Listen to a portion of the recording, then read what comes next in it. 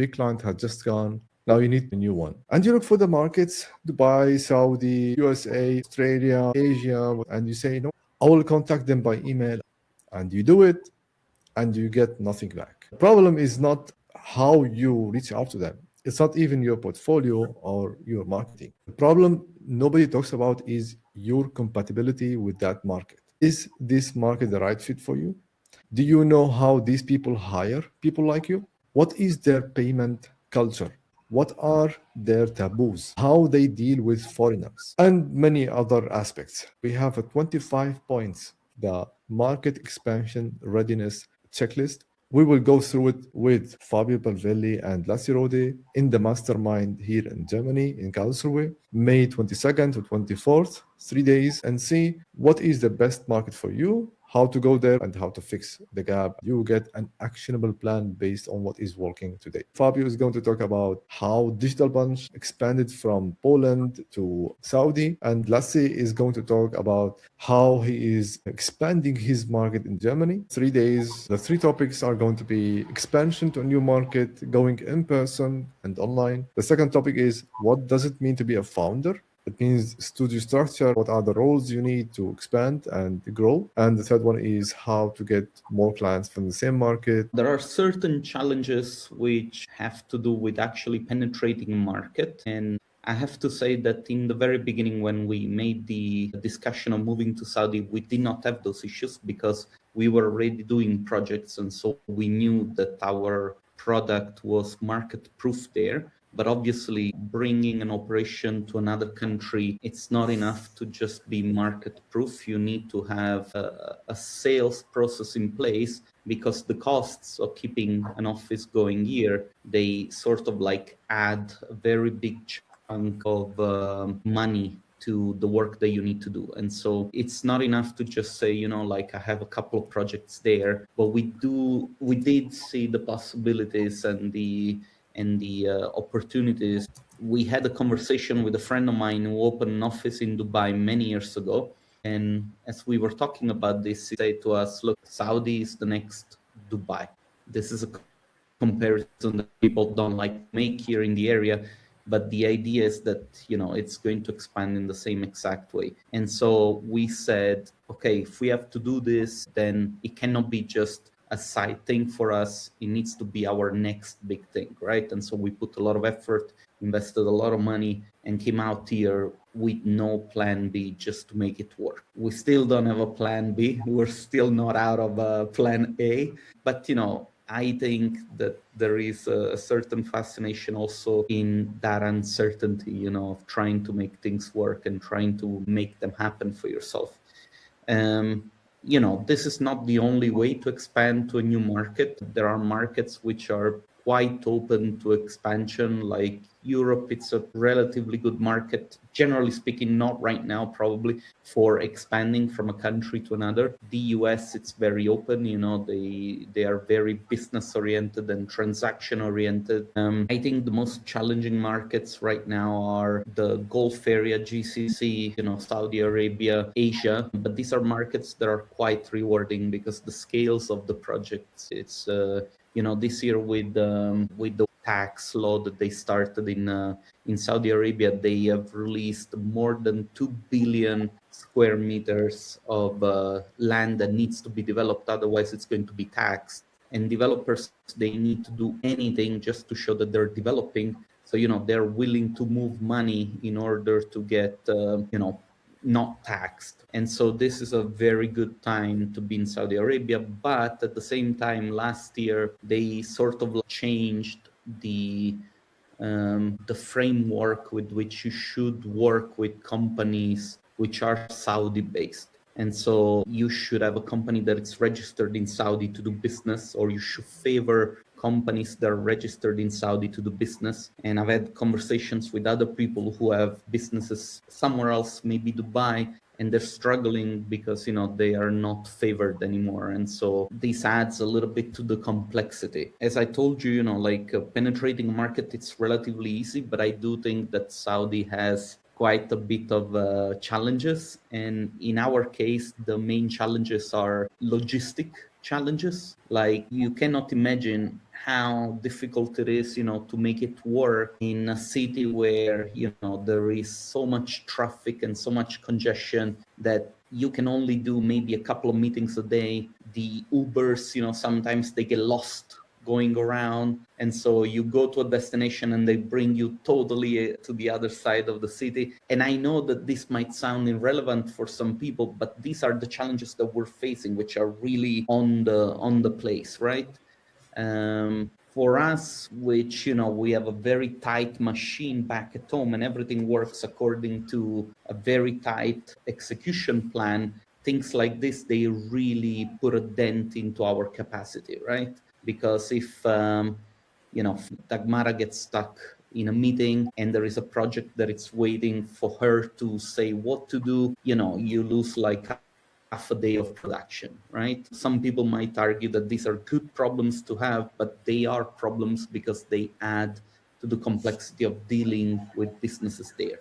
Cultural differences are very big. You got to learn how people behave, are you dealing with a religious person? Are you dealing with a person that it's a little bit more moderate? We delivered an animation a month ago for a company that they were building something new in an area very close to New Murabba, and we did beautiful videos and everything. And then one day before the final hand-in, Mutawa came and said, no faces of the girls, turn them all around. And so it's like, we cannot do it at this time, so give us a week. And because then again, when we plan for capacity, when a project is done, if we know that the project is delivered, to make changes, you gotta wait a little bit of time, because we cannot jump back on that project unless, of course, we have capacity. So it's all this kind of thing. So maybe a little bit of explanation about the profession you just mentioned. It's considered to be some sort of like religious businessman, right? Okay. A good way to that is, and you recognize them usually if either the big beard, or they don't wear the egal, they only wear the shema leaning on the head. So small little things, and it's very important to know these things, because when you go and see them, you know how to address them. So if it's a moderate man, our CEO Dagmara, she's a woman, so they will shake hands. If you see that it's a person like this, you don't even go to shake the hand, because you know that they won't do it, right? Or one thing to call them is professor or doctor, even though, because sometimes they're sheikh, because they might have studied law or something. And so it's these little nuances, but it makes a good impression when you know them and when you learn them. Generally speaking, anybody could do business with companies in Saudi Arabia. It's not a big deal. But the easiest way to penetrate the market is to do it through partnerships. So you would have to find offices that have already opened in Saudi.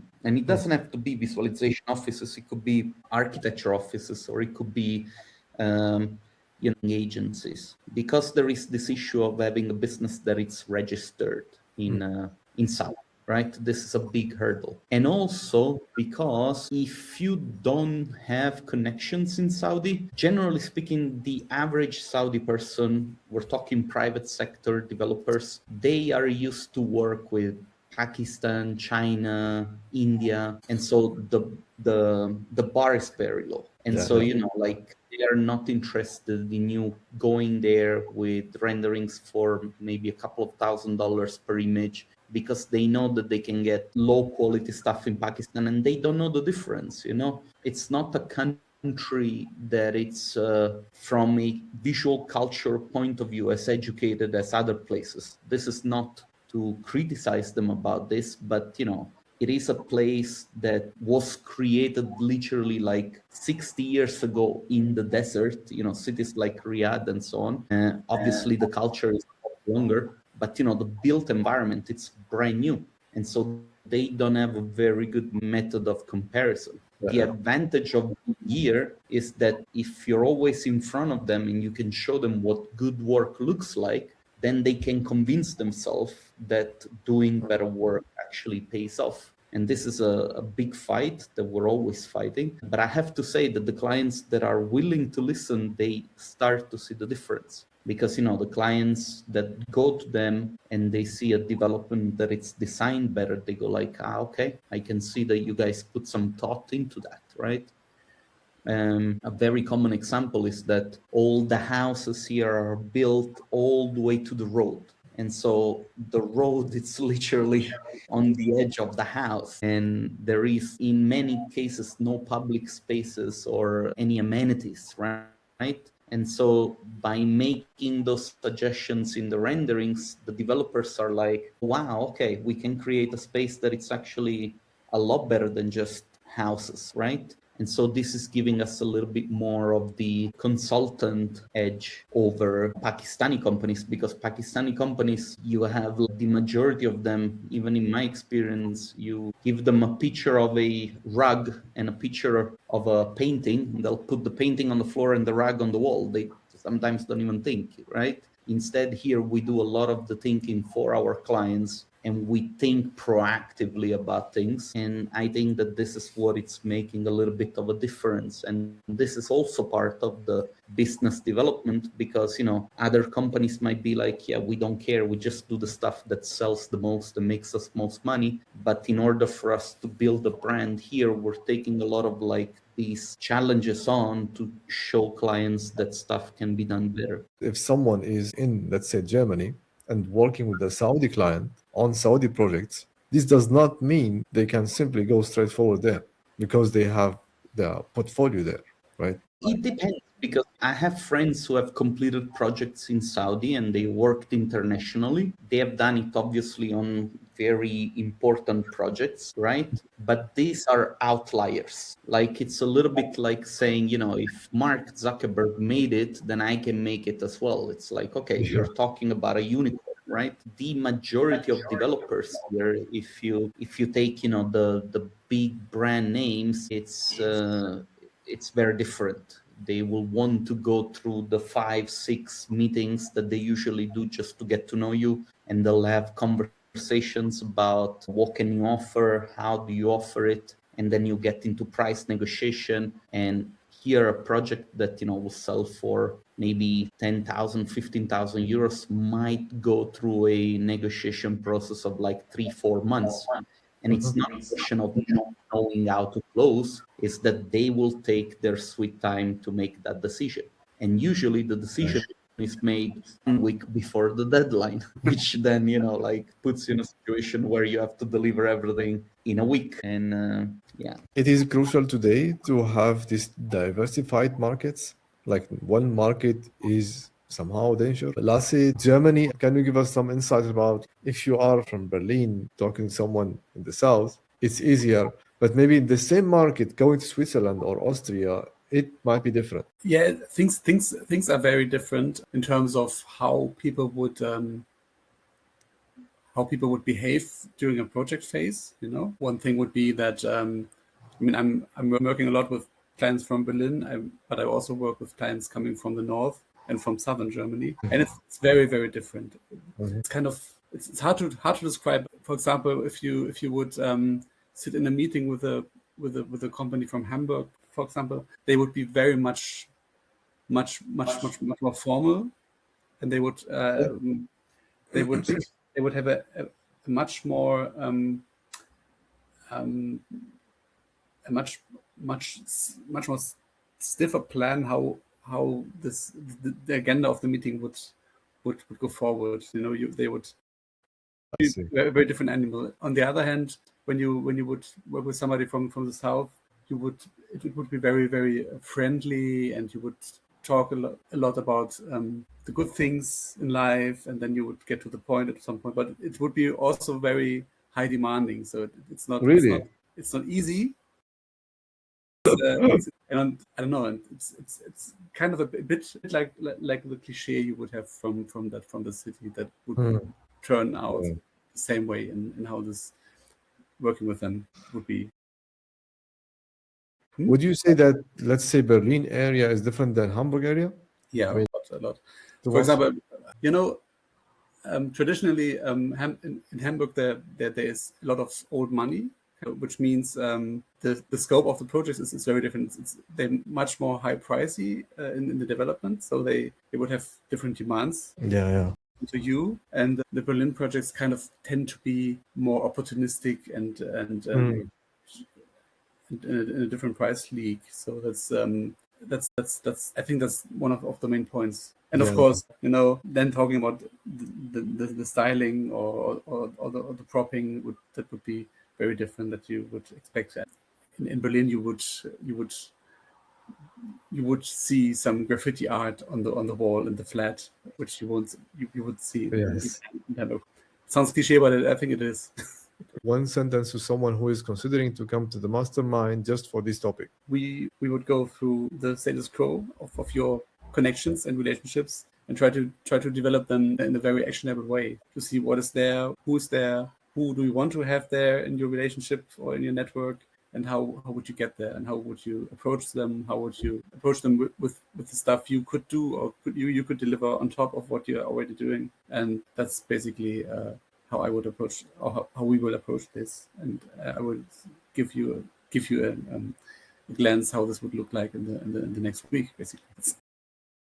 To me, it's there is a structure to how you do certain things, just like, you learn how to 3D model, set up the correct lights, set up the correct frame. This is a process and there are very clear steps. You can do the same with sales, with follow-ups, with creating leads, with finding new leads, and having a system that it's structured in a way that you can easily, without putting a lot of effort, repeat over time, over a period of, say, 6 to 9, maybe 12 months, will give you some results in the same exact way that you improve your work and your visual work, as well as, developing experience doing these things, because a lot of it has to do with rejection and people yelling at you. And the more you get yelled at, I think it's a beautiful thing, because you learn how to let things slide on your skin and you become more resilient.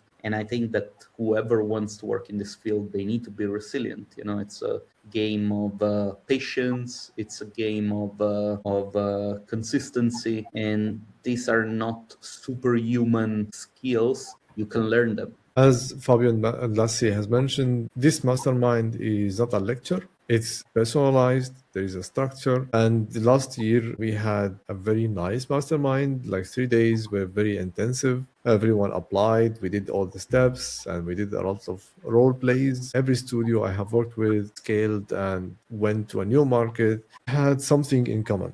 They did not just say, let's make a list and contact people per email and go there, post a couple of things online.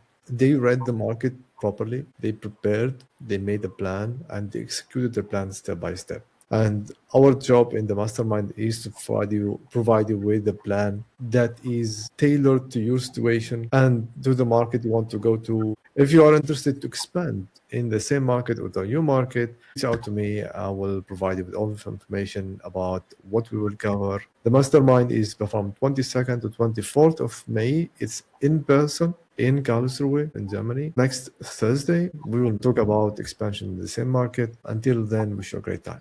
Goodbye, everyone. Bye. Thank you. Bye.